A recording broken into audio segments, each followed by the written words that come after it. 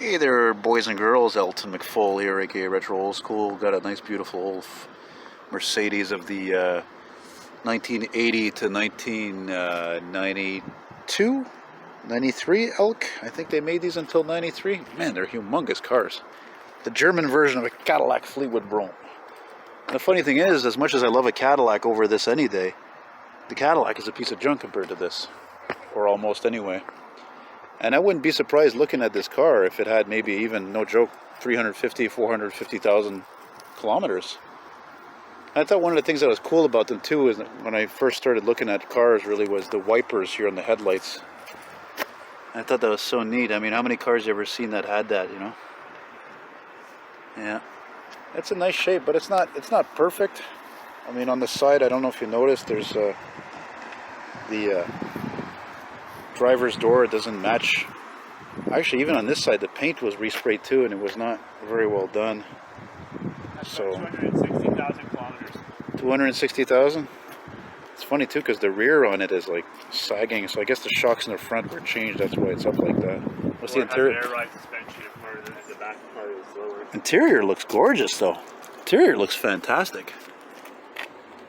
Interior is amazing, especially considering that much mileage too. Well taken care of. I've never seen many of this color. I was telling my friend Ben, I said, you know, my uncle and my aunt, they had an 84 Chevy Celebrity that was this kind of a gray. It's gray, but it's almost a hint of green, you know. And that's why I think this car is probably about that. Probably about 83, 45, you know. Just a big boat. Is it a diesel? No, it's a gas. It would say diesel on it. If it was diesel, it would say it's 560 SEL diesel, turbo diesel.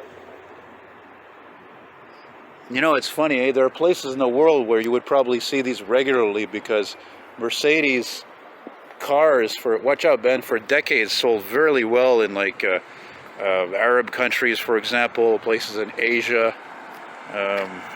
It's interesting how, you know, GM would never have been able to crack those markets really, you know, because they didn't have the quality really, you know. See what I mean? Look how the door here is uneven over here. Where the trim is anyway in there too.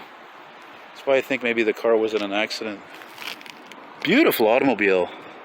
Very fitting to see this here in St. Lambert, Quebec, just south of Montreal. This is not at all a poor town at all, you know. So yeah, it just looks like it needs a good cleaning.